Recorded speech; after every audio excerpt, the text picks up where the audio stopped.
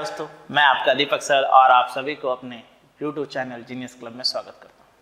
हमने जैसा कि यूपीएसआई के पहले पेपर को सॉल्व किया था, यानी प्रीवियस ईयर्स पेपर को सॉल्व किया था, तो उसी क्रम को आगे बढ़ाते हुए आज हमने यूपीएसआई के जो मैथ्स में आए हुए पेपर है उसका दूसरा अध्याय आज शुरू करते हैं और देखते हैं कि किस तरह के क्वेश्चंस आ रहे हैं जो कि आपके यूपीएसआई में आए हुए पेपरों में है, और ये भी देखेंगे कि इस सवालों को कितने खूबसूरत ढंग से हम क्या कर सकते हैं, बना सकते हैं। उम्मीद करता हूँ आपको पहला वीडियो बहुत पसंद आया होगा। कुछ अलग तो रहा ही होगा, अलग क्या यानी बताने के टेक्निक में, और उसी अलगपन के साथ और उसी उमंग के साथ हम बढ़ते हैं अपने अगले क्वेश्चंस की। ठीक है, आ जाए। चलिए, क्या कहा गया है पढ़ लिया जाए। ठीक है, हाँ ठीक है, क्या कहा गया पढ़ लिया जाए कि ए अकेले किसी काम को 8 दिन में करता है और बी अकेले उसी काम को 10 दिनों में करता है। वो एक साथ काम करना शुरू करते हैं और काम के पूर्ण के बाद उन्हें वेतन 900 रुपये मिलता है। ए और बी का व्यक्तिगत रूप में वेतन कितना होगा तथा ए और बी के द्वारा काम किया गया कितना। बड़ा आसान सवाल है, सीधे सीधे आप बना सकते हैं। देख लीजिए किस तरीके से बनेगा। कहा गया है ए किसी काम को, 1 मिनट रुक जाओ यार, 1 मिनट। ठीक है, इसको ले लेते हैं, इसको ले लेते हैं। ठीक है, आप समझते हैं। अब क्या कहा गया है कि ए जो किसी काम को 8 घंटे में करता है, देखिए ध्यान से, और बी उसी काम को कितने दिनों में करता है, 10 दिनों में।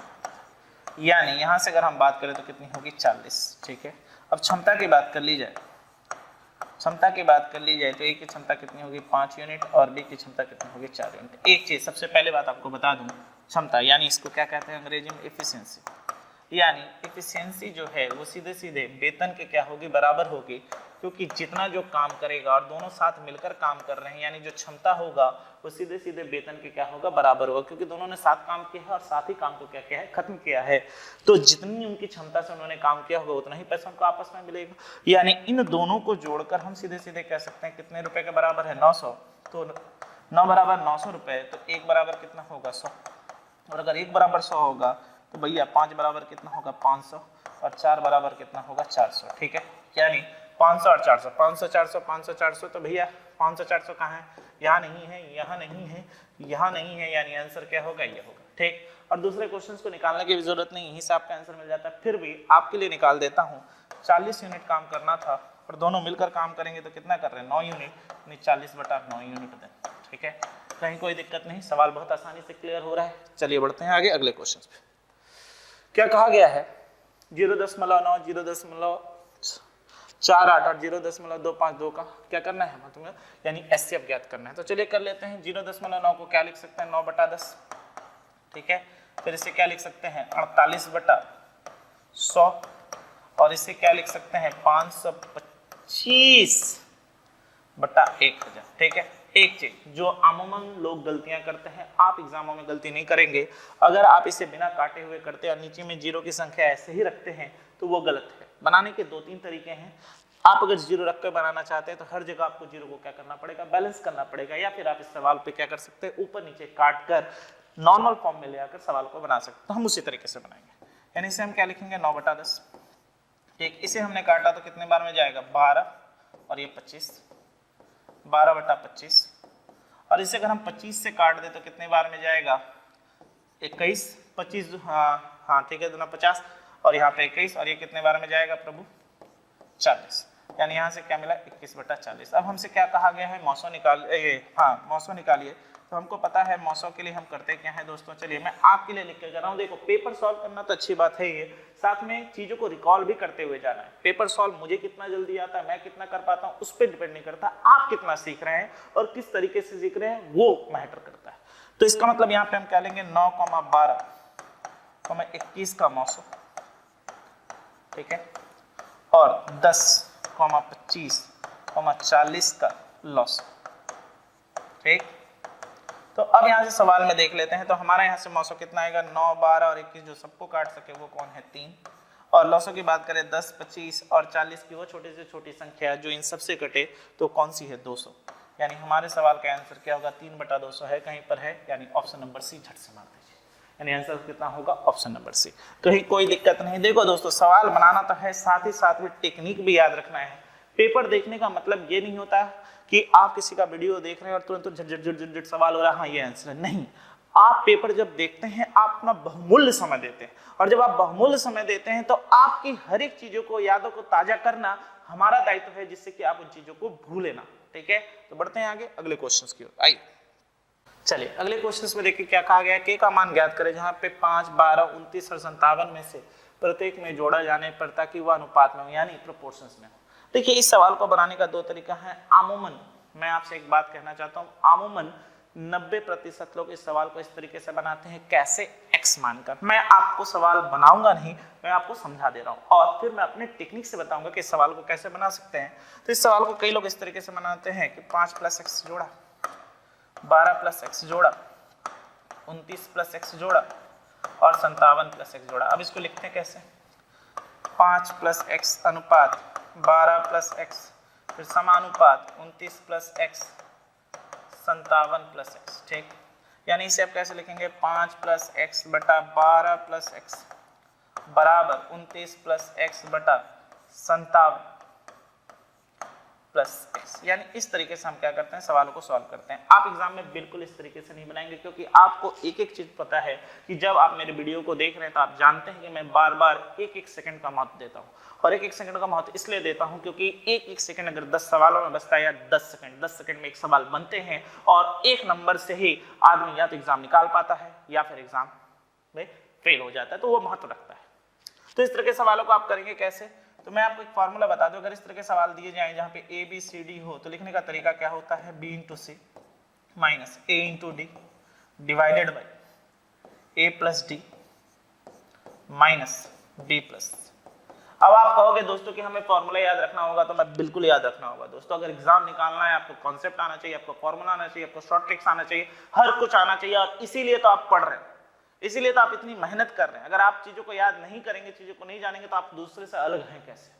ठीक, तो देखें क्या है यहाँ पे, यहाँ पर क्या है, ये है हमारा a, ये है हमारा b, ये है हमारा c, ये है हमारा d। तो चलिए लिख लेते हैं। तो सबसे पहले हमसे b × c कहा गया, तो यहाँ से अगर हम करेंगे तो कितना मिलेगा, b × c कहा गया, तो यहाँ से करेंगे तो कितना मिलेगा, यहाँ से देख लिया जाए तो 12 × 108, यहाँ पर ये 24 यानी 348 माइनस यहाँ से किया तो कितना मिलेगा, 35, हाँ 5 7 35, यहाँ पे 3 यानी 285 डिवाइडेड बाई a + d कितना हुआ 62 माइनस, और यहाँ से किया तो कितना हुआ 41। अब यहाँ से सॉल्व किया तो हमें क्या मिला 3, और यहाँ से करेंगे तो कितना मिलेगा 6/21, यानी सीधे सीधे काट दीजिए, यानी हमारे सवाल का आंसर कितना हो गया, 3 हो गया, यानी ऑप्शन नंबर कितना डी। अलग कुछ सीखो यार, जब तक अलग नहीं होगी तब तक एग्जाम आपका नहीं निकलेगा, क्योंकि अलग जो करते हैं, अलग जो चलते हैं, अपना रास्ता खुद चुनते हैं, वो एग्जाम को क्रैक कर पाते हैं। अमूमन 90% भीड़ तो यही करेगी। छठते क्यों है लोग, इस कारण से ही छठते हैं। ठीक है, पढ़ते हैं अगले क्वेश्चन की ओर, देखते हैं अगला क्वेश्चन क्या है। आइए क्या कहा गया, पढ़ लिया जाए। एक कार्यालय में n में एक व्यक्ति 60 दिनों तक काम करके पूरा करता है। यदि 12 अतिरिक्त व्यक्ति कार्यालय में शामिल होते हैं तो उन्हें पूरा कार्य करने में 12 दिन कम लगते हैं। प्रारंभ में कार्यालय में व्यक्तियों की संख्या कितनी थी। ठीक है, n नंबर ऑफ पर्सन्स, तो चलिए निकाल लेते हैं। कुछ नहीं, इसमें सीधा सीधा फॉर्मूला कौन सा लगेगा, m1 × d1 = m2 × d2। ठीक, सवाल में क्या कहा गया है, पहले n व्यक्ति थे, वो क्या करते थे, 60 दिनों तक काम करते थे। ठीक है, अब क्या कहा गया, जब 12 अतिरिक्त व्यक्ति ज्वाइन कर लेते हैं, 12 अतिरिक्त व्यक्ति ज्वाइन करने का मतलब अभी लोगों की संख्या कितनी हो जाएगी, if 12 extra person join the office. ठीक है, n + 12 होगी। तो अब जो है वो क्या हो रहा है, दे टेक 12 लेस डेज, यानी 12 दिन कम ले रहे हैं। 12 दिन कम लेने का मतलब कितना है, 60 - 12 यानी 48। चलिए उड़ा देते हैं, ये 5 से उड़ेगा और ये 4 से, तो यहाँ पर हमको कितना मिला, 5n = 4n + 48। इसको नदिया के इस पार लेकर आओ तो n = कितना दें, 48। यानी सवाल का आंसर कितना होगा, 48, यानी n, यानी प्रारंभिक संख्या जो लोगों की थी वो कितनी थी, 48 थी। कहीं कोई दिक्कत नहीं, हर एक चीज अच्छे से क्लियर हो रही है, बिल्कुल क्लियर हो रहा है। एकदम ढंग से देखिए पेपर को। मुझे पता है अभी आप इतने ग्रुपों में शामिल होंगे कि आप सोच रहे हो किसका वीडियोस देखें ना देखें, वो आप पे डिपेंड करता है, कौन आपके लिए अच्छा सोचता है, कौन आपको अपनी टेक्निक्स बताता है। उन चीजों को लेकर प्लीज देखिए और प्लीज ढंग से समझिए। ठीक है, बढ़ते हैं आगे अगले क्वेश्चन पे। आइए देखा जाए अगला क्वेश्चन क्या है। देख क्या कहा गया क्वेश्चन में, एक परीक्षा में बैठने वाले छात्रों में 40% लड़के हैं और बाकी लड़के हैं। तो सबसे पहला एक काम करते हैं, लड़के और लड़कियों की बात की गई है तो 40% लड़के, तो बाकी 60% क्या होंगे, गर्ल्स होंगे, यानी इन्हें अगर हम तोड़े तो क्या मिलेगा, 2:3, ठीक है। टोटल कितना हो गया, टोटल हो गया हमारे यहाँ पर 5, ठीक है। आगे बढ़ते हैं, टोटल हो गया यहाँ पे 5। कहा गया है उत्तीर्ण लड़कियों का प्रतिशत कितना है, 53 सही 1/3। 53 सही 1/3% का मतलब है कि अगर एक लड़कियों का 53 सही 1/3 मतलब 160/3% है, तो 3 लड़कियों का कितना होगा, तो हम कहेंगे 160%, ठीक है। आगे बढ़ते हैं, और लड़कों का कितना परसेंट, x% है, तो इंटू x% जोड़ दिया तो यहाँ पे कितना हो गया, 2x%, ठीक है। अब इन दोनों को जोड़कर कहा गया टोटल जो उत्तीर्ण होने वाले हैं वो कितने हैं, अब तक 56, यानी यहाँ पर इंटू 56% कर देते हैं, यानी यहाँ से अगर हमने सॉल्व किया 0, यानी कितना हो रहा है, 280%, यानी आपस में बराबर। तो चलिए सॉल्व कर लेते हैं, बाकी तो कुछ सवाल में रहा ही नहीं। यानी 2x% इज इक्वल टू क्या होगा, 160 उधर जाएगा, यानी 280 में से 160 माइनस करेंगे तो कितना बचेगा, बराबर 120%। यानी यहाँ से अगर हम सॉल्व करते हैं तो हमें x% इज इक्वल टू कितने के बराबर मिलती है, दैट इज इक्वल टू 60%, यानी x% की वैल्यू कितने के बराबर मिलती है, दैट इज इक्वल टू 60%। कहाँ पर है आंसर, ऑप्शन नंबर डी। एकदम सिंपल सा, कोई इधर उधर की तिकड़मबाजी में जाओ ही मत, सीधे सीधे यूनिट मेथड यूज करो, इन दोनों को लिया 2:3 और टोटल मिलाकर हो गया 5, सीधे सीधे सवाल को बना दीजिए। आप चाहें तो इसको एलिगेशन से भी बना सकते हैं, आप चाहें तो इसको रेशियो मेथड से भी बना सकते हैं, बनाने के हजारों तरीके हैं दोस्तों, ठीक। तो आप चीजों को जैसे करना चाहें कर सकते हैं। मुझे कॉम्पिटिटिव एग्जाम में देखता कि मैं उतना माथा पेची पे ना पढ़ूं, उतने कैलकुलेशंस में ना पढ़ूं, तो सीधे सीधे हमने क्या कर दिया, सवाल को सॉल्व कर दिया। तो बढ़ते हैं अगले क्वेश्चंस की ओर, देखते हैं अगले क्वेश्चंस में क्या है। आइए, तो आइए देखिए क्या कहा गया। कहा गया कि निश्चित राशि को ए बी और सी में इस तरीके से विभाजित किया जाता है कि ए और बी के शेयर का अनुपात 3:5 और बी और सी का अनुपात 2। यदि बी का हिस्सा 3,500 रुपए है तो कुल योग, यानी तीनों के योग पूछा जा रहा है, कितना नहीं है। आपने इस तरह के सवालों को पढ़ा है, किस तरीके से हम बनाएंगे दोस्तों, यहाँ पर ए है, यहाँ पर बी है और यहाँ पर सी है। हमसे कहा गया है ये कितना है, 3:5 है, फिर हमसे ये कहा गया है कितना है, 2:7 है। मैंने इस तरह के सवालों को आपको कराया, ये 2:7 है। आपको मैंने बताया था कि किस तरीके से आप अनुपात निकालेंगे, जो दिखा वो लिखा, यानी यहाँ पर क्या आएगा 5 और यहाँ पे क्या आएगा 2। ये कितना होगा 6, ये कितना होगा 10 और ये कितना होगा 35, ठीक। आपके सवाल में क्या कह दिया कि 10 की वैल्यू कितनी है, 3,500। 10 की वैल्यू कितनी कही गई है, 3,500, क्योंकि बी का हिस्सा बताया गया है। तो 10 की वैल्यू अगर 3,500 होगी तो 1 की वैल्यू कितनी होगी, 350। तो आपसे कुल पूछ रहा है, तो कुल अगर हम जोड़े तो क्या मिल रहा है, 51 इंटू 350, कुल ही पूछा गया है ना, हाँ कुल पूछा गया है। तो अगर आप इसको सॉल्व करेंगे तो क्या मिलेगा, चलिए देख लेते हैं। यहाँ से 0, यहाँ से किया तो क्या मिलेगा 5, यहाँ पे 8 और 1 7, यानी 17,850 रुपए, यानी ऑप्शन नंबर क्या होगा, ऑप्शन नंबर क्या होगा, 1 होगा। यानी इस तरह के सवाल बड़े ही आसान सवाल हैं, जिन चीज़ों को आप कर सकते हैं। और उम्मीद कर रहा हूं कि आप वीडियो को बहुत अच्छे से देख रहे हैं और एक एक चीज़ों को सीख रहे हैं और जान रहे हैं कि कितनी बारीकी से जो मैंने हर एक जगह पे जो चीज़ों को करवाया है उसे किस तरीके से पढ़ना है। तो बढ़े आगे दोस्तों, देखें अगले क्वेश्चन में क्या है, बिना समय गवाए, ठीक है बढ़ते हैं आगे। आइए, बड़ा अच्छा क्वेश्चन, ये अच्छे क्वेश्चनों में गिनती आएगी। क्या कहा गया है, पढ़ लीजिए। और इसको मैं आपको लॉजिक से भी बताऊंगा आंसर और तरीका भी सिखाऊंगा, ठीक है। क्या कहा गया है कि मान लीजिए x 500 और 800 के बीच एक ऐसी संख्या है जिसका योग 12, 16 और 18 से विभाज्य हो। तो सबसे पहले हम क्या करते हैं, इस तरह के क्वेश्चंस के लिए हम क्या करते हैं, हम सबसे पहले इसमें क्या करते हैं, 12, 16 और 18 का क्या निकाल लेते हैं, लॉसा निकाल लेते हैं। यानी कितना आया 144, ठीक है 144। तो पूछा गया है कि बताइए x के अंकों का योग क्या होगा। सबसे पहली बात ये समझिए, सबसे पहली बात ये समझिए, अगर 144 है, 144 का अगर हम अंकों का योग कर दें, अंकों का योग कर दें, अंकों का योग कर दें, तो अंकों का योग कितना आ रहा है 9। यानी जो भी हमारा योग आया होगा वो डेफिनेटली 9 से तो कटना ही चाहिए, यानी उन अंकों का भी योग 9 होगा। तो आप पहले अपने ऑप्शन में ढूंढिए कि ऐसा कोई अंक है जिनको जोड़कर 9 हो रहा है या 9 से वो विभाजित हो। तो 2 + 1 3 नहीं हो रहा, 1 + 8 9 ये हो रहा है, ये भी नहीं हो रहा, ये भी नहीं हो रहा है, यानी हमारे सवाल का आंसर कितना होगा 18। एकदम देखकर मार दो। यानी कौन सा मेथड हमने लगा दिया, यहाँ हमने लगा दिया डिजिट सम मेथड। कौन सा मेथड लगा दिया, यहाँ पे हमने लगा दिया डिजिट सम मेथड। क्या कि अंकों को डिजिट मतलब अंकों का योग, अंकों का योग जोड़कर अगर 9 आ रहा है, 144 का अंकों का योग जोड़कर 9 आ रहा है, तो डेफिनेटली जितने भी 144 के गुणनफल होंगे और उनको भी अगर जोड़ा जाएगा तो वो भी 9 से क्या होंगे, विभाजित होंगे उनके अंकों का योग। यानी सीधे सीधे देखेंगे किन अंकों का योग 9 से क्या है, विभाजित है, वही हमारे सवाल का क्या होगा, आंसर होगा। अब सवाल को बना भी लेते हैं। अब हमारे पास 144 आ चुका है, तो 144 की अगर गिनती पढ़ी जाए तो क्या क्या हो सकती है। 144 की अगर गिनती पढ़ी जाए तो 144 गुने 4, यानी यहाँ से करेंगे 6, यहाँ पे 7, 576, और यहाँ से करेंगे तो 144 गुने 5 यानी 720, यही दो होंगे। ठीक, क्योंकि हमसे कहा ही गया कि 500 और 800 के बीच में लेना है, तो यहाँ से किया तो 6, यहाँ से क्या कितना मिलेगा 9, और यहाँ पे 12। अब यहाँ से देख लीजिए तो कितना हो रहा है, 9 1 10 और यहाँ पर 18, यानी अंकों का योग जो है 18 है। आप बिना बनाए भी इस सवाल का आंसर दे सकते थे, कहीं कोई दिक्कत नहीं होनी चाहिए और ना कहीं दिक्कत है। तो बढ़ते हैं अगले क्वेश्चंस की ओर, देखते हैं अगला क्वेश्चंस क्या है। आइए दोस्तों, डिजिट सम मेथड भी आपको पता होना चाहिए कैसे क्या है। नहीं, बहुत सारे सवाल में जहां लंबे लंबे कैलकुलेशंस होते हैं हम वहां पे डिजिट सम मेथड ही लगाते हैं। ठीक है, बढ़े आगे, देखें अगले क्वेश्चंस में क्या है। आइए चलिए, क्या कहा गया क्वेश्चंस में पढ़ लेते हैं कि एक व्यक्ति निश्चित संख्या में संतरे 84 रुपए प्रति दर्जन के दर से खरीदता है और उसका 3 गुना 72 रुपए प्रति दर्जन के दर से खरीदता है। यदि सभी संतरों को 90 रुपए प्रति दर्जन के हिसाब से बेच दे तो उसे लाभ क्या है। तो बहुत आसान सा सवाल, आप जैसे बनाना चाहे बना सकते हैं। यहाँ पे हम ले लेते हैं फर्स्ट टाइप और यहाँ पे ले लेते हैं हम दूसरा टाइप और यहाँ पे ले लेते हैं टोटल। देखो मैं ज्यादा सीधे सीधे एकदम सिंपल और बेसिक से बना देता हूँ कि पहले वाले की अगर संख्या 1 यूनिट होगी तो दूसरा वाला क्या कहा गया 3 गुना होगी, यानी टोटल कितना होगा 4 गुना। इसको कितने रुपए में खरीदा है 84 रुपए में, यानी 84 इधर 84 रुपए इधर। ठीक है, इसको कितने में खरीदा है, तो इसको खरीदा है कितने रुपए में 72 रुपए में, यानी 72 रुपए में खरीदा है तो कितने रुपए होंगे, तो हम कहेंगे सर जी 216 रुपए, यानी कुल मिलाकर कितना रुपया खर्च किया, तो हम कहेंगे 300 रुपए खर्च किया गया है। कुल मिलाकर कितना खर्चा किया गया 300 रुपए, और इसको बेचा कितने पर गया है बाबू, तो 90 रुपए पर बेचा गया है, यानी 360 रुपए पे। तो अब तो आंसर ऐसे ही दिख रहा है यार, 60 रुपए का लाभ हो रहा है, यानी 300 का 60 रुपए, यानी सीधे सीधे 20% आंसर होगा, कहीं कुछ करने की भी जरूरत नहीं। यानी हमने लाभ कितने का कमाया, चलो आपके लिए लिख देता हूँ, लाभ कमाया 60 रुपए, तो लाभ प्रतिशत क्या होगा, तो हम कहेंगे 60 रुपए का लाभ है कितने पर 300 इंटू 100%, क्या है सवालों में।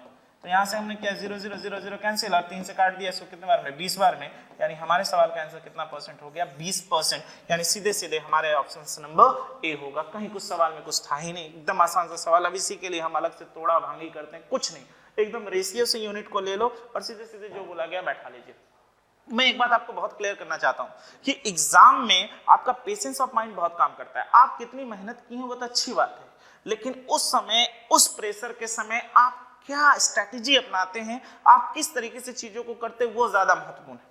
कभी कभी देखा जाता है बहुत मेहनत करने के बाद भी ऐसे ऐसे स्टूडेंट है जो कि एग्जामों में जाकर क्या होते हैं नर्वस हो जाते हैं और नर्वस होने के कारण वो पेपर कर ही नहीं पाते। और कई लोग होते हैं जो पेशेंस ऑफ माइंड के साथ गेम खेलते हैं और प्रेशर को झेलते हुए देखते हैं कि एग्जाम क्या होता है, बस ये आसानी से क्रैक कर जाता है। और आपको भी ठीक वही करना है, आपको प्रेशर नहीं लेना है, बिना प्रेशर लिए सवालों को बनाना और एग्जाम को क्या करना है क्रैक करना है।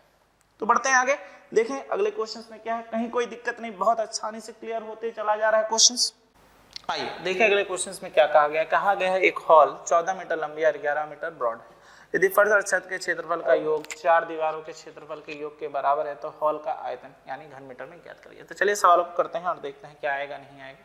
तो यहाँ से सीधे सीधे सवालों को सॉल्व करेंगे तो क्या मिलेगा, देख लिया जाए दोस्तों। सबसे पहले हमें यहाँ पे देख लें हमारे पास है क्या। हमारे पास ये कह दिया गया है कि इस तरह का एक हॉल है, बना लेते हैं, जिसकी लंबाई हमसे कह दी गई है 14 मीटर है और जिसकी चौड़ाई हमसे कह दी गई है 11 मीटर है। ठीक है, अब कहा गया है फर्श और छत। तो फर्श का क्षेत्रफल क्या होता है, लंबाई गुने चौड़ाई, और छत का भी क्षेत्रफल क्या होता है, लंबाई गुने चौड़ाई, क्योंकि जो फर्श होगा वही तो छत होगा। इसका मतलब हम इसको क्या लिख सकते हैं 2L × B। ठीक है, अब कहा गया है वो किसके बराबर है, 4 दीवारी के क्षेत्रफल के बराबर है। तो 4 दीवारी का क्षेत्रफल का सूत्र क्या होता है, 2 गुने लंबाई प्लस चौड़ाई गुने ऊंचाई। तो अब यहाँ से आप देखेंगे 2 से 2 कैंसिल।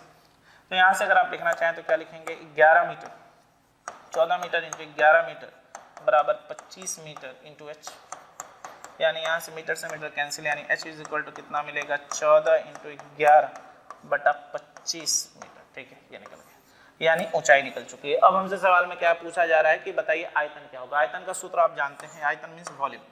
वॉल्यूम का सूत्र जानते हैं, लंबाई गुने चौड़ाई गुने ऊंचाई। तो लंबाई कितनी है 14 इंटू 11 इंटू 14 गुने 11 बटा 25 मीटर। ठीक, अब इस सवाल को आप चाहें तो गुना करके बना सकते हैं, यानी यहाँ से करेंगे तो 11 गुने 11 121 होगा, 14 गुने 14 करेंगे 196 होगा, फिर उनका गुना करेंगे और फिर गुना करके 25 से भाग करेंगे। तब तक सवालों को बनाने में आपने 3 से 4 मिनट ले लिया और गई भैंस पानी में। अगर एक सवाल को बनाने में यार दोस्तों 3 से 4 मिनट लेंगे तो सवालों को हम करेंगे कैसे? तो इस तरह के सवालों को करने का तरीका क्या होगा, हम इस सवालों को जब कैलकुलेशंस करेंगे तो किस तरीके से करेंगे, डिजिट सम मेथड से करेंगे, ठीक। और नीचे 25 से तो एक काम करते हैं, ऊपर नीचे इंटू 11 इंटू 14 इंटू 11 बटे 25 इंटू 4 कर देते हैं और यहाँ पर भी 4 कर देते हैं। तो अब इससे लाभ क्या होगा, इससे लाभ ये होगा कि यहाँ 14 मिला, यहाँ 11 मिला, यहाँ 14 मिला, यहाँ 11 मिला, यहाँ 4 मिला और नीचे 100 मिला। 100 का अगर डिजिट सम करें तो 1, तो अब कोई लेना देना इससे नहीं। अब यहाँ से अगर हम करते हैं तो हमको क्या मिलेगा, यहाँ से हम करेंगे तो ये मिलेगा 5, यहाँ पे गुने 2, फिर क्या मिलेगा 5 गुने 2 और 4। तो अब यहाँ से करें तो 5 गुने 2 यानी 10, 10 का मतलब 1, 5 गुने 2 10, 10 का मतलब 1, 1 गुने 1 1 गुने 4 यानी हमारा डिजिट सम क्या आ रहा है 4। अब हम अपने किसमें ऑप्शंस में देखेंगे कि किसका डिजिट सम 4 हो रहा है। आइए तो यहाँ से देखें 9 कट गया, अब यहाँ पे क्या है तो कितना हो गया 7 5 12 12 2 14 3 17, 17 का मतलब 8 हो रहा है, नहीं होगा, ये भी नहीं होगा। अब यहाँ से चेक कर लेते हैं, 9 कट गया, अब यहाँ से देख लिया जाए 6 4 10 8 18, 18 का मतलब ये कट गया यानी बच क्या रहा है 4 बच रहा है, यानी ऑप्शन नंबर सी होगा डिजिट सम मेथड के अनुसार से। आप दूसरे को भी चेक कर सकते हैं, हमें जरूरत नहीं, यानी सीधे सीधे सवाल का आंसर क्या होगा ऑप्शन नंबर सी। यानी इस तरह के जब बड़े कैलकुलेशंस आए तो कोशिश करिए डिजिट सम मेथड लगाने का, कहीं कोई दिक्कत नहीं, बहुत अच्छे से प्यार से क्लियर करते हुए बढ़ रहा हूँ, एकदम क्लियर है, ठीक, बड़े बहुत अच्छा लग रहा है, समझ में आ रहा है कि हाँ कि इस तरीके से एग्जामों के क्वेश्चंस को हल किया जा सकता है, सॉल्व किया जा सकता है। तो बढ़ते हैं आगे बिना समय गवाए, आइए देखिए अगले क्वेश्चंस में क्या है। आज क्या कहा गया है, कहा गया है एक वस्तु का अंकित मूल्य कितना है 800 रुपए है, अंकित मूल्य पे 25% की क्या दी जाती है, छूट देने के बाद उस पर 50 रुपए का लाभ होता है। तो सबसे पहले काम करते हैं ना, MTRSP निकाल लेते हैं, ठीक है।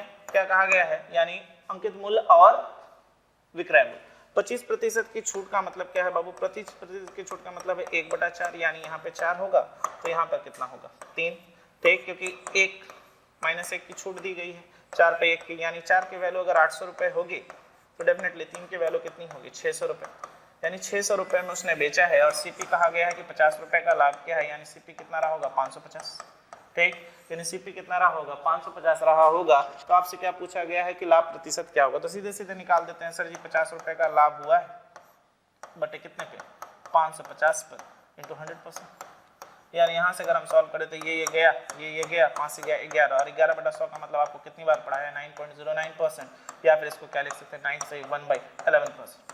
आप जैसे लिखना चाहे लिख सकते हैं, हमारे सवाल का आंसर लगभग मान पूछा है 9। मैं बार बार कह रहा हूं, मैंने पहले पेपर को भी कराया तो बताया था कि परसेंटेज का कैलकुलेशंस बहुत अच्छे से आना चाहिए, सीखिए, बहुत जरूरी है। बिना परसेंटेज के कैलकुलेशंस के आप सवालों को नहीं कर सकते, प्लीज सीखिए। और मैंने अपने परसेंटेज के पार्ट 1 वीडियो में आपको सिर्फ और सिर्फ कैलकुलेशन सिखाया कि किस तरीके से आप बेसिक कैलकुलेशंस करेंगे, किस तरीके से बड़े बड़े एडिशंस वाले कैलकुलेशंस करेंगे और किस तरीके से आप मल्टीप्लिकेशन यानी गुना वाला कैलकुलेशंस करेंगे। देखो दोस्तों, हमारा काम है आपको सही शिक्षा देना और सही मार्ग बताना। अब उस पर चलना तो आप सोचेंगे कि हाँ या ना, कि ये जो बता रहा है, ये जो हमारे सामने खड़ा है, जिसके लिए मैं इतना समय अपना दे रहा हूँ, जिससे मैं देख रहा हूँ, वो मेरे साथ क्या करता है।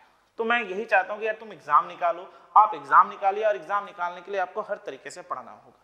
तो बढ़ते हैं बिना समय गवाए अगले क्वेश्चन की ओर और देखते हैं अगला क्वेश्चन क्या है। आइए चलिए, क्या कहा गया है क्वेश्चंस में, कहा क्या गया है कि 24,000 होगा, यहाँ पे 0 कम गया है, 24,000 रुपए को की राशि को 16% वार्षिक ब्याज के दर से 9 महीने के लिए प्रति राशि लगाया गया, तो चक्रवृद्धि ब्याज तो 2 दशमलव के बाद, यानी क्या कहा गया है कि कुल जो है कुल राशि कितनी मिलेगी 9 महीने के बाद, ठीक है। तो जब 24,000 रुपए को कितने पे लगाया जाता है 16% पे लगाया जाता है। सबसे पहले हम ये जानते हैं कि अगर ये तिमाही है तो तिमाही का मतलब 3 माही 3 मंथ और 3 मंथ हो गया 9 मंथ, ठीक। और हमको पता है सालाना अगर वार्षिक ब्याज 16% है तो 3 माही पे कितना होगा 4%, क्योंकि हमने पढ़ा है कैसे आता है 16 बटा अगर 4 कर दे तो 3 माही के लिए कितना परसेंट करके लगेगा 4% करके लगेगा, यानी यहाँ पर 4% लगा, फिर यहाँ पर भी 4% लगा और यहाँ पर भी 4% लगा। तो चलो निकाल लेते हैं। सबसे पहले 24,000 का 4% करेंगे तो 24,000 का 4% की तो 2 जीरो तो पहले ऐसे उड़ा दो, तो 240 इंटू 4 करेंगे तो कितना आएगा 960, ठीक। हम इस सवाल को रेशियो मेथड से बना रहे हैं, ठीक। कितना आया 9 से 60। फिर 9 से 60 का अगर 4% करेंगे तो कितना आएगा, तो यहाँ से सॉल्व कर लेते हैं, तो यहाँ पे आ गया 0, और यहाँ से अगर हम करते हैं तो कितना मिलेगा, 6 चौके 24, यहाँ पे 2 यानी 38 40, यानी यहाँ पे हो गया 38.4। और फिर 38.4 का अगर हम 4% निकाले तो क्या मिलेगा, चलिए लिख लेते हैं 0, 4 4 जा 16, ठीक है, यहाँ पर हुआ 1 यानी कितना मिलेगा 315, ठीक है, यानी कितना मिला। अब यहाँ पे दशमलव के बाद 2 अंक है तो यहाँ पे आएंगे तो कितना आएगा 1.536। अब सबको जोड़ लेते हैं, कितना मिलेगा यहाँ से क्या, तो क्या मिलेगा 0828880 प्लस यहाँ से करेंगे तो कितना मिलेगा 3 से किया तो कितना मिलेगा दशमलव, 3 चौके 12 और यहाँ पर क्या 25 यानी कितना आएगा 115, ठीक है, और यहाँ से क्या तो क्या मिलेगा 1.536, यानी यहाँ से जोड़ा तो कितना मिला 6376992 यानी 2996.6, यानी 24,000 में अगर हम इसको जोड़ दें, 24,000 में अगर हम इसको जोड़ दें कितना है 2996.736, यानी आंसर कितना आएगा 0.7366992 यानी 26996, यानी कहाँ है आंसर, यानी ऑप्शन नंबर कितना होगा बी होगा। यानी इस सवाल को मैंने कैसे बना दिया, रेशियो मेथड से बना दिया, जो कि मैंने आपको सिखाया है। तो देखिए इसके पहले वाले पेपर को जब हमने सॉल्व किया था, जब आपके लिए किया था, तो वहाँ पे टेबल मेथड किया था, यहाँ पे हमें रेशियो मेथड आसान लगा, मैंने रेशियो मेथड किया। यार सब सीखना है, छोड़ना कुछ भी नहीं है, क्योंकि 3 साल के लिए कैसा है वो भी समझा दूं, अगर आपको कहीं याद ना हो तो 3 साल के लिए रेशियो मेथड में हम क्या यूज करते हैं, कौन सा सूत्र 331, ठीक, पहला वाला किससे निकालते हैं, मूलधन से, फिर इसका फिर इसका, ठीक है। उम्मीद करता हूं सवाल आपको समझ में आया होगा किस तरीके से पहला वाला ब्याज जो निकलता है वो कहां से निकलता है, मूलधन से, कहां से निकलता है, मूलधन से, कहां से निकलता है, मूलधन से, फिर दूसरा वाला कहां से निकलता है, इस पे लगा हुआ ब्याज, और फिर तीसरा वाला कहां से निकलता है, इस पे लगा हुआ ब्याज। भूलो मत, हर एक चीज को याद रखने की कोशिश करो, आप एक तरीके से सीखें, एग्जाम में आपको हर तरीका आना चाहिए, ठीक है। तो बढ़े अगले क्वेश्चंस की ओर, देखें अगले क्वेश्चंस में क्या है, आ जाइए। चलिए क्या कहा गया है कि घनाओं का आयतन कितना इतना है, जिसको पिघलाकर एक घन बना दिया जाए। कुछ था ही नहीं सवाल में, घन बनाने का मतलब है दोनों आयतन बराबर होंगे, x क्यूब बराबर कितना होगा 100 गुने 40 गुने 16 सेंटीमीटर क्यूब, क्या है सवाल में, तो x इक्वल टू क्या होगा, घनमूल 100 गुने 40 इंटू 16 सेंटीमीटर क्यूब, यानी 3 तो 0 के बदले यानी 40 सेंटीमीटर निकल गया। अब क्या मांग रहा है, चलो पढ़ लेते हैं।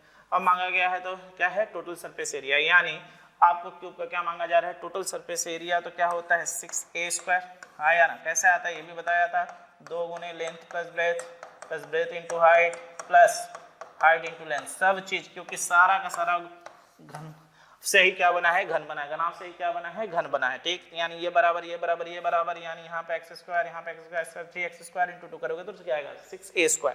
अब सीधे सीधे बैठा देते हैं, कितना है 6 इंटू 40 सेंटीमीटर का whole square, 6 into 1600 centimetre square, यानी हमारा आंसर होगा कितना 9600 सेंटीमीटर स्क्वायर, यानी झट से आंसर मारो कितना, ऑप्शन नंबर डी। तो उम्मीद कर रहा हूं कि अब आप सवालों को बहुत अच्छे से पकड़ रहे होंगे, बहुत अच्छे से सवालों को समझ रहे होंगे कि कैसे क्या है नहीं है, क्योंकि आप ये चीज जानते हैं, ये किसका सूत्र है, ये घन का आयतन है, और ये किसका है, लंबाई गुने चौड़ाई गुने ऊंचाई, ये किसका है, मैं लिख देता हूं। जैसा कि आप जानते हैं घन का आयतन का सूत्र क्या होता है, साइड का क्यू, और ये क्या होता है, लंबाई गुने चौड़ाई गुने ऊंचाई, जो कि सीधे सीधे लिखा हुआ है, कहीं कोई डाउट नहीं होना चाहिए, ना डाउट होगा, क्योंकि अब आप हमारे साथ पढ़ रहे हैं, यानी आपके अपने दीपक सर के साथ। तो यार इस प्लेटफॉर्म को जो मिला है, तो मैं चाहता हूं वो आप पे समर्पित कर दूं, अब आप पे है कि आप क्या करना चाहते हैं मेरे साथ। मैं तो आपके साथ दिन रात लगा हुआ हूं, दिल से लगा हुआ हूं, चैप्टर वाइज भी करा रहा हूं, SSC GD भी करा रहा हूं, UPSI भी करा रहा हूं, MTS भी करा रहा हूं, रेलवे भी करा रहा हूं, सब करा रहा हूं। अब आप मेरा कितना साथ देते हो आप पे निर्भर करेगा। तो ठीक है, बढ़ते हैं आगे, देखते हैं अगला क्वेश्चन क्या है, आ जाइए। क्या कहा गया है कि किसी वस्तु की कीमत 25% बढ़ा दी गई है, उस पर कुल व्यय 10% बढ़ा दिया जाए तो खपत मात्रा में कितने प्रतिशत। यार देखो इस सवाल को बहुत लोग बहुत तरीके से बताते हैं, मैं बोलता हूँ कुछ मत करो। ऐसे सोचो कि पिताजी पहले क्या करते थे, बोलते थे 100 रुपए का खाना खाने के लिए, ठीक, लेकिन आज वही 100 रुपए का दाम बढ़कर कितना हो गया है 125 हो गया। ठीक, यानी पिताजी पहले कहते थे 100 रुपए का खाना खाओ, लेकिन आज बढ़कर दाम कितना हो गया है, 25% बढ़ गया है। तो पिताजी कहे देखो क्या कहे, पिताजी कभी भूखे नहीं रखते। उन्होंने कहा देखो भैया ठीक है, दाम तो अचानक अचानक बढ़ता जा रहा है, हम एक काम करते हैं, हम अपनी मान लीजिए यहाँ पे आप चावल खाते थे, यानी चावल का दाम 25% बढ़ गया। तो पिताजी क्या कहे कि देखो अब हम चावल में ज्यादा खर्च नहीं करेंगे, मात्र कितना परसेंट बढ़ाएंगे, 10%। यानी पिताजी कह रहे हैं कि अब जो हम चावल में खर्च करेंगे, यानी अब हम जो चावल में खर्च करेंगे वो कितना यूनिट खर्च करेंगे, 110। भले तुम रोटी खाना ज्यादा शुरू कर दो, यानी पहले 100 रुपए था, अब कह रहा है अब दाम कितना हो गया, यानी 125 यूनिट हो गया। और पिताजी कह रहे हैं कि मात्र हम कितना यूनिट बढ़ाएंगे, 110 यूनिट बढ़ाएंगे। तो इसका मतलब ये है कि हमें अपने खपत को, यानी चावल खाने वाले खपत को कितना कम करना पड़ेगा, 15 कम करने का पड़ेगा, किसके उपेक्षा, 125 की उपेक्षा इंटू 100%। तो चलिए यहाँ से सॉल्व कर लेते हैं, ये 5 बार में और ये 4, और यहाँ से उड़ा दो यार 3 बार में, यानी हमें कितना परसेंट अपने खपत को कम करना पड़ेगा। तो सीधा सीधा आंसर होगा 12%। कहीं सीपी एसपी डीपी पे मत पड़ो, सीधी सी बात। 100 था, अब 125 हो गया, अभी हम खर्च कितना कर रहे हैं, 110, यानी कितने का कमाना है, 15 का, किसके आधार पर, 125 के आधार पर। तो सीधे सीधे आंसर कितना होगा, 12%। सीखो ना यार, इस तरह के लॉजिक को सीखो ना। आप कहते हो एग्जाम नहीं निकलेगा, और मैं कहता हूं एग्जाम निकाल के रहूंगा। अगर आप मेरे साथ जुड़े हुए रहोगे तो मैं कहता हूं एग्जाम निकाल के रहूंगा। शर्त यह है कि आप चीजों को ढंग से पढ़ें और ढंग से सीखें। तो बढ़ते हैं अगले क्वेश्चन पे, देखते हैं अगला क्वेश्चन क्या है। आ जाइए। क्या कहा गया है कि एक ठेकेदार क्या चाहता है 92 दिन में, चलिए पढ़ लेते हैं। एक ठेकेदार क्या चाहता है कि 92 दिन में वो किसी काम को पूरा करना चाहता है, और उसके लिए उसने कितने पुरुषों को लगाया, 260 पुरुषों को लगाया। ठीक है, जो कि प्रतिदिन कितना घंटा करके काम करते थे, 16 घंटा करके काम करते थे, और 66 दिनों के बाद। तो सबसे पहले यार एक काम करते हैं, 66 दिनों के बाद भी जो कहानी होती है, मैंने कॉन्ट्रैक्टर के क्वेश्चन यानी ठेकेदार के क्वेश्चन के समय आकार में अलग से आपको वीडियो बना कर दिया। आज तक किसी ने ऐसा नहीं किया, मैंने आपको अलग से वीडियो बना के दिया है, जो कि प्रीवियस ईयर के क्वेश्चन में आया है। देखिए, हम आपके लिए इतनी मेहनत कर रहे हैं, आपको चाह रहे हैं कि एग्जाम निकाले, वो अब आप पर निर्भर करता है क्या है नहीं। ठीक, तो यहां से अगर हम सीधी सी बात करते हैं तो यहां से हमको क्या मिलेगा, देख लीजिए। उन्होंने 260 पुरुषों को लगाया, ठीक है, 260 पुरुषों को लगाया, जो कि कितने दिन काम करते हैं, 66 दिन काम करते हैं। और 66 दिन काम करते हैं, कितने घंटे, 16 घंटे करके काम करते हैं। तो देखा जाता है कि काम कितना होता है, तो कहा गया है 4/7। 4/7 का मतलब 7 यूनिट में से 4 यूनिट काम हुआ, तो बचा हुआ काम कितना है दोस्तों, 3 यूनिट। हम बटे में भी नहीं लिखेंगे, ठीक है। अब कह रहा है कि ज्ञात कीजिए मजदूर पुरुषों के समान दस्ता वाले कितने अतिरिक्त लगा दिए जाए। तो और कितने अतिरिक्त चाहिए, तो हम मान लेते 260 थे प्लस x और लगा दिए गए। ठीक, और काम को पूरा करना है कितने दिनों में, 92 दिनों में ही पूरा करना है। तो अब मेरे पास कितने दिन रह गए, तो 92 दिनों में ही पूरा करना है। तो अब मेरे पास कितने दिन रह गए, 26 दिन रह गए। और ये 26 दिन वो किस तरीके से करके काम कर रहे हैं, 18 घंटे करके काम कर रहे हैं। और काम करना कितना है, सॉरी यहाँ पर कितना होगा, 4 यूनिट होगा। ठीक है, यानी यहाँ पर कितना होगा, 4 यूनिट काम हुआ है, और बचा हुआ काम कितना है, 3 यूनिट। क्योंकि 7 में से अगर 4 यूनिट हो गया तो बचा हुआ काम कितना है, 3 यूनिट। तब सीधे सीधे सॉल्व करते हैं ना, उड़ाते हैं सीधे सीधे। यहाँ से ये गया, यहाँ से ये गया, और उड़ा दिया जाए। 4 चौके 16, 26 से उड़ा दिया जाए कितनी बार में, इसको उड़ा दिया जाए 10 बार में। 3 से उड़ा दिया कितनी बार में, 6 बार में। और 6 से इसको उड़ा दिया जाए कितने बार में, 11 बार में। तो यहाँ से क्या मिलेगा, 440 man equal to 260 man plus x। तो x की वैल्यू कितनी होगी, 440 मैन माइनस 260 मैन, मेरे ख्याल से 180, यानी कुल लोगों की संख्या जो अभी एक्स्ट्रा लगेगी वो कितने के बराबर होगी, 180 के बराबर। तो कहीं कोई दिक्कत नहीं, हर एक चीजें बहुत ढंग से क्लियर हैं, समझ में आ रहा है कैसे क्या है नहीं है, कहीं कोई दिक्कत नहीं दोस्तों। तो अगले क्वेश्चंस की ओर बढ़ देते हैं और देखते हैं अगले क्वेश्चंस में क्या है। देखिए अगले क्वेश्चंस में क्या कहा गया है कि एक रेलगाड़ी जो 72 किलोमीटर प्रति घंटे के रफ्तार से चलती है और एक मोटरसाइकिल को उसी दिशा में चलते हुए 54 किलोमीटर चल रही है, उसको 1 मिनट में क्रॉस कर जाती है। हमको पता है ये है रेलगाड़ी, गाड़ी बुला रही है, और यहाँ पर है मोटर बाइक। तो हमको पता है गाड़ी जब इस मोटर बाइक को पार करती है तो हमें पता है गाड़ी अपनी खुद की लंबाई को पार करती है, और गाड़ी जो चल रही है वो 72 किलोमीटर प्रति घंटे की रफ्तार से चल रही है। और ये भैया जो चल रहे हैं ये कितने पे चल रहे हैं, 54 किलोमीटर प्रति घंटे के रफ्तार से चल रहे हैं और दोनों एक ही दिशा पे जा रहे हैं। और जब दोनों एक ही दिशा जाते हैं तो रिलेटिव स्पीड यानी सापेक्षिक चाल क्या होती है, माइनस होती है। तो यहाँ से अगर हम कर लेंगे तो क्या मिलेगा, 72 माइनस 54, और इसको भी हम कन्वर्ट कर देते हैं किसमें, मीटर पर सेकंड में, 5/18 मीटर पर सेकंड। ये हो गई हमारी चाल यानी सापेक्षिक चाल, और इसको पूरा होने में 1 मिनट लगता है। तो 1 मिनट का मतलब हम क्या लिख सकते हैं, 60 सेकंड। तो चलो सवाल को सॉल्व करते हैं। तो यहाँ से क्या मिलेगा, 5/18 गुने 60 मीटर, यानी यहाँ से ये कट गया, यानी सवाल का आंसर कितना हो गया, तो हम कहेंगे 300 मीटर। और झट से आंसर मारेंगे क्या, ऑप्शन नंबर बी। तो उम्मीद कर रहा हूं कि अब आप चीजों को बहुत ढंग से पकड़ रहे होंगे और बहुत ढंग से समझते हुए पढ़ रहे होंगे। तो सेशन मजा आ रहा है दोस्तों, बिल्कुल कहीं कोई दिक्कत नहीं, कहीं कुछ नहीं, बहुत आराम से अच्छे ढंग से क्लियर हो रहा है और बिल्कुल होना भी चाहिए। तो कहीं कोई दिक्कत नहीं। तो बस आज के लिए इतना ही, मन लगा के पढ़िए और जी जान झोंक दीजिए। अवसर मिला है, चूकना नहीं यार। मैं फिर से कह रहा हूं, मैंने हर वीडियो में कहा है, अभी भी कह रहा हूं, चूकना नहीं। ठीक है, थैंक यू, जय हिंद।